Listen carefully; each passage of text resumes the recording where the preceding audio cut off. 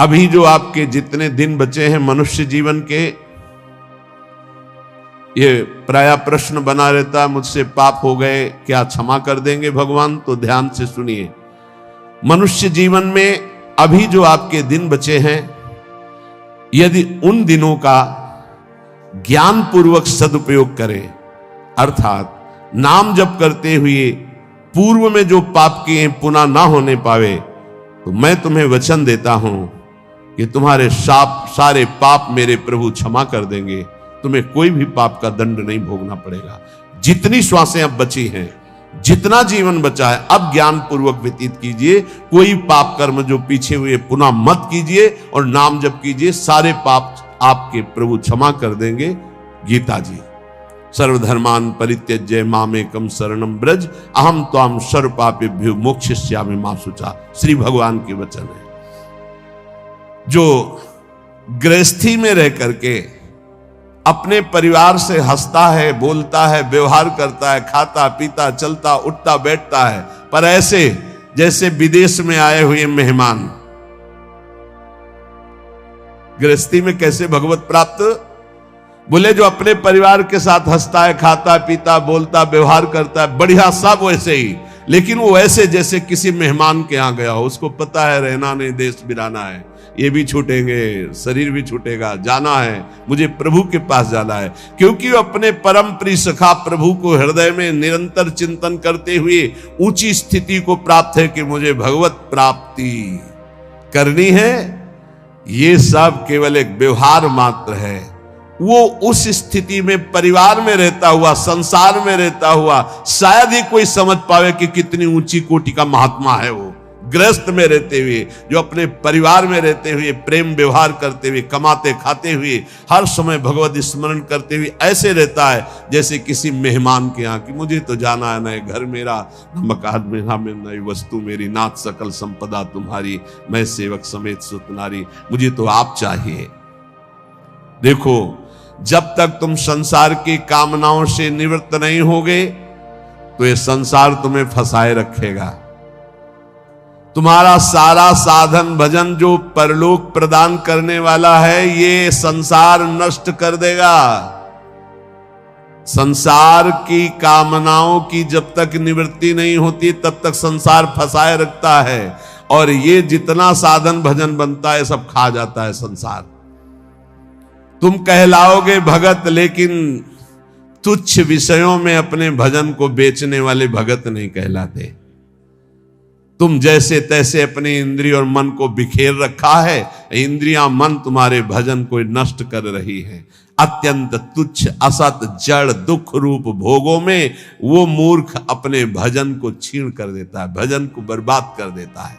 इसलिए इस संसार की लौकिक वस्तुओं को जो तुम्हें प्राप्त है भगवद अर्पित करके प्रसाद रूप भोगो, और निर्मल परमानंद की प्राप्ति के लिए कोई इच्छा मत करो, अपने भजन को बचा के रखो। ये पदार्थ आदि तो भगवान अपने आप तुम्हारी व्यवस्था करेंगे, तुम भजन से भगवान की प्राप्ति की चाह करो। जो इस बात को स्वीकार कर लेते हैं उनके अंदर एक नई कामना जागृत होती कि कुछ लोग तो ये जान जाएं कि मैं भजन करता हूं। ये बहुत जोर की इच्छा होती है। हमें और कुछ भोग नहीं चाहिए, इतना तो है कि लोग ये हमारा सम्मान कह के करें कि बड़ा भजनानंदी है, बड़ा त्यागी है, बहुत अच्छा है, गृहस्थी में रहते हुए महात्मा है या विरक्ति होते हुए कितना बढ़िया महात्मा है। ये कान सुनने के लिए लालायित रहते हैं। लोग मेरी योग्यता को जाने कि मैं कितना अच्छा हूं, ऐसी इच्छा जो करता है तो इच्छा करते ही वो परम पद का अधिकार खो देता है। समझ लो, लोगों में जानकारी फैलाने की इच्छा मतलब संसार में सतबुद्धि, मतलब प्रतिष्ठा कीर्ति की चाह, मतलब भगवत प्राप्ति की योग्यता खो देना। ये तीन बातें बड़ी दुर्लभ हैं। निर्धनता में भी दूसरों की सेवा करने का, दान देने का उत्साह, एकांत में पापाचरण ना करने की दृढ़ भावना, ये बहुत कठिन बातें, बहुत कठिन बातें। निर्धनता में भी दान देने का, दूसरों की सेवा करने का उत्साह, एकांत में कभी पाप ना करने की दृढ़ भावना, और जिससे भय लगता है ऐसा कभी कोई वचन, आचरण, संकल्प मन में ही ना आने पावे। भय लगता है पाप कर्म से, पाप कर्म ही भय प्रदान करता है। तो पाप कर्म से कैसे निवृत्त हो, क्रम बाई क्रम वर्णन कर रहे हैं। तो जो पाखंडी लोग हैं इनका संग का त्याग कर दे। पाप निवृत्ति के लक्षण, पाप तुमसे बनेंगे ही नहीं। पाखंडी लोगों से दूर रहना, खुली बात कह रहे हैं। महापुरुषों के वचन, किसी से कोई लेना देना नहीं रहता, इसलिए मस्ती से बोलते हैं। पाखंड कहते हैं पाप के खंड को। पाप जो ऊपर से सदाचरण का वेश धारण किए हुए हैं और अंदर से पापाचरण करते हैं। बहुत ही लुभावना पाखंड होता है। लुभावना आप देख के समझ ही नहीं सकते। हमारी योग्यता ऐसी नहीं हो, हम अपनी योग्यता दिखाते हैं तो पाखंड एकदम भी कहा जाता है। इससे पाप की प्रवृत्ति होती है। पाखंड से बचे और पाखंडी लोगों से बचे, खुली बातें हैं। जो असत्य में भोग सुख प्राप्त करना चाहता है वो पाप किए बिना रह नहीं सकता। ऐसे पाप का आचरण करने वालों का संग बिल्कुल नहीं करना चाहिए। अहंकार पापों की रति प्रदान करता है, इसलिए अहंकारी का संग नहीं करना चाहिए, अहंकार का संग नहीं करना चाहिए। पाखंड नहीं धारण करना चाहिए, पाखंडियों का संग नहीं करना चाहिए। असत्य के भोग की लालसा पाप करवाती है और असत्य के भोगों में रत पापियों का संग नहीं करना चाहिए।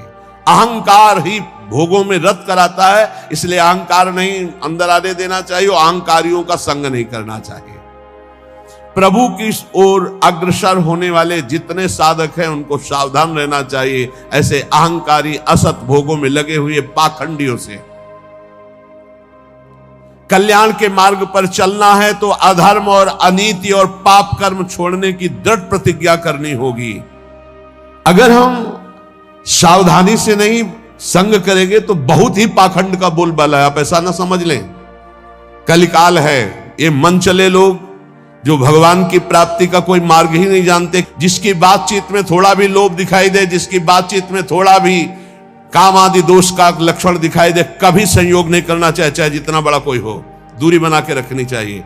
इसीलिए पहला शब्द लिखा है पाप की निवृत्ति के लक्षण, तो बोले पाखंड और पाखंडी लोगों के संग का त्याग कर देना चाहिए। दूसरा, असत्य भोगों में जिनकी रति है उस असत्य भोग और असत्य भोगों में रति करने वाले का त्याग कर देना चाहिए। तीसरा, अहंकार और अहंकार की वृत्तियों में फंसे हुए लोगों का, इनका त्याग कर देना चाहिए। जिसको कल्याण मार्ग में चलना है अधर्म अनीति और पाप कर्म छोड़ने की दृढ़ प्रतिज्ञा करनी चाहिए।